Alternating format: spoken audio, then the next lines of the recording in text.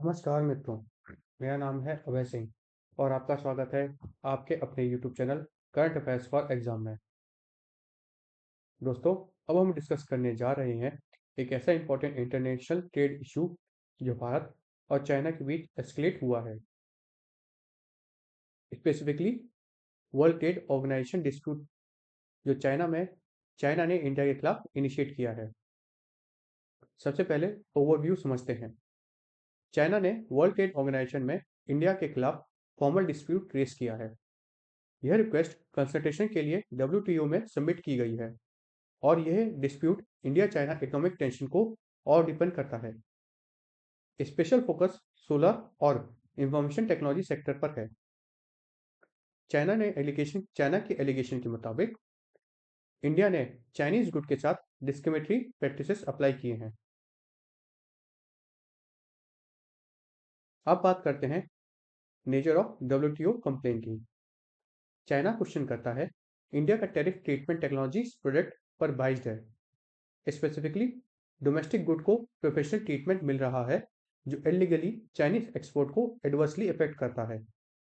Affected product में solar cells, solar modules और IT hardware export include हैं। यह consultation WTO dispute settlement process का पहला स्टेप है जिसमें दोनों कंट्रीज अपनी पोजीशन प्रेजेंट करते हैं। अब देखें पॉलिसीज जो स्क्रूटनी में है। चाइना ने ऑफिशियली इंडिया के प्रोडक्शन लिंक्ड इंसेंटिव स्कीम, जिसे हम PLI स्कीम भी कहते हैं, उसको चैलेंज किया है। फोकस है high efficiency solar PV modules program पर, जिसमें incentive minimum local value addition के साथ लिंक्ड है।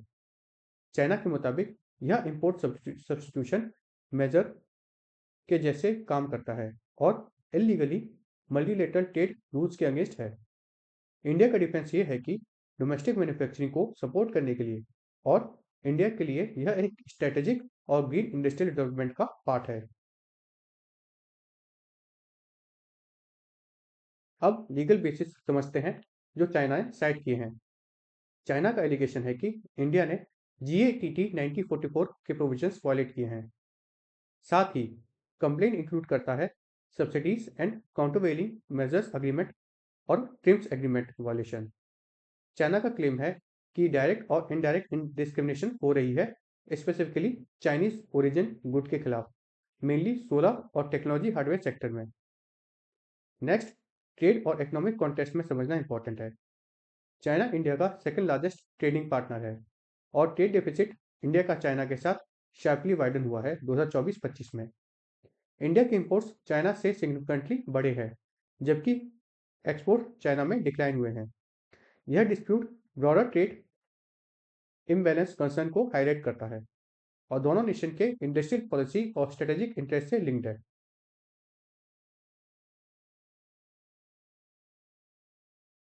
पॉसिबल नेक्स्ट स्टेप भी समझते हैं।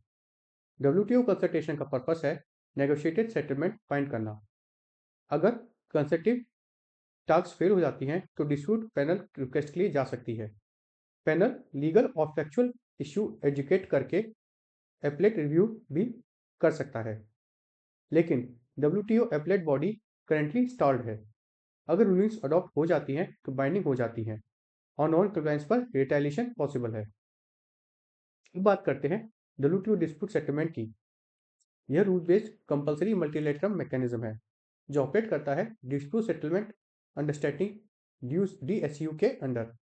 इसका मेन पर्पस है predictability in good trade maintain करना और यूनिलैटरल ट्रेड रिटेलिएशन प्रिवेंट करना। यह प्रोसेस टाइम बाउंड है और यूजली 12 से 16 मंथ में कंप्लीट होता है। ब्रॉडर पॉलिसी की इम्प्लीकेशन भी समझना इसमें जरूरी है। यह डिस्प्यूट हाईलाइट करता है इंडस्ट्रियल पॉलिसी और लोकलाइजेशन लिमिट के डिबेट को। इसमें टेंशन है local manufacturing support versus free trade commitments के बीच। यह क्लोजली लिंक्ड है ग्रीन और स्ट्रेटेजिक टेक्नोलॉजी सप्लाई चेन्स के साथ और डायरेक्टली इफेक्ट करता है इंडिया के मेक इन इंडिया और आत्मनिर्भर भारत पुश को। फाइनेंसी फाइनली UPSC के रेफरेंस से समझें तो यह GS2 इंटरनेशनल रिलेशन और GST इकोनॉमिक और टेक्नोलॉजी के हिसाब से बहुत इंपॉर्टेंट है। दो तो दोस्तों, यह डिस्प्यूट सिर्फ इंडिया और चाइना का ट्रेड डिसएग्रीमेंट नहीं है। यह international trade rules, green technology promotion domestic manufacturing support और ग्लोबल जियोपॉलिटिक्स का कॉम्प्लेक्स इंटरेक्शन है।